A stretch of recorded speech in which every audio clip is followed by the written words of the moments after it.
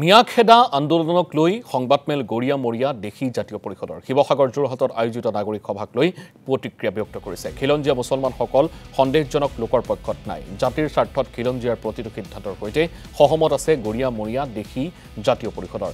খিলঞ্জীয়া বিৰোধী প্ৰতিটো শক্তিৰ বিৰুদ্ধে খিলঞ্জীয়া মুছলমানে থিয় দিব। আনহাতে উচ্ছেদক লৈ প্ৰতিক্ৰিয়া সংগঠনটোৰ উচ্ছেদৰ সময়ত খিলঞ্জীয়া মুছলমানক সাঙুৰি নলবলৈ আহ্বান চৰকাৰক। খিলঞ্জীয়া মুছলমানক ভূমিৰ অধিকাৰৰ পৰা বঞ্চিত নকৰিবলৈ আহ্বান সংগঠনটোৰ। শিৱসাগৰ বা আমি কালি চাইছো যোৰহাটতো নাগৰিক সভা হৈছে। মই আগতেই কৈছো যে খিলঞ্জীয়া আমি ককাই ভাই, ইয়াত ধৰ্মৰ কথা নাই।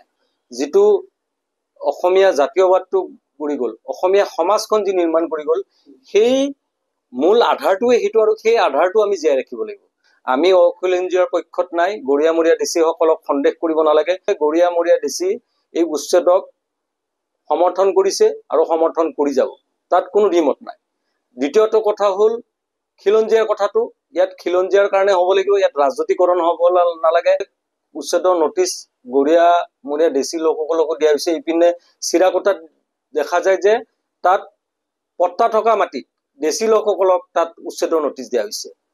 আজি আনকি আজাৰাটো বিভিন্ন আজাৰা, লোৱাৰ মিৰ্জাপুৰ এইবিলাক জেগাতো উচ্ছেদৰ নটিচ দিয়া আছে। গতিকে আনকি কিছুমান পাহাৰ অঞ্চলতো খিলঞ্জীয়া গড়িয়া মৰিয়া দেশীসকলক উচ্ছেদৰ নটিচ দিয়া আছে। এই ক্ষেত্ৰত মুখ্যমন্ত্ৰীক আহ্বান জনাইছে। এই ক্ষেত্ৰত যিহেতু তেওঁ স্পষ্ট কৰি দিছে খিলঞ্জীয়াক ক'তো উচ্ছেদ কৰা নহয়, গতিকে আশা কৰিম অতি শীঘ্ৰে তেওঁ এই উচ্ছেদ কাৰ্য যি নটিচ দিছে নটিচবিলাক ঘূৰাই লোৱাৰ ব্যৱস্থা কৰিব লাগে। যিবিলাকৰ প্ৰব্ৰজিত মুছলমান প্ৰেমিক গড়িয়া, তেওঁলোকৰ কথাটো আমি নুশুনিম। যদিও আমাৰ ধৰ্মটো ইছলাম, আমি এটা ধাৰ্মিক সংগঠন নহয়, আমাৰ জনগোষ্ঠীয় সংগঠন, কিন্তু আমি গড়িয়া মৰিয়া দেশীৰ ক্ষতি হোৱা কাম আমি কৰিব নিদিওঁ।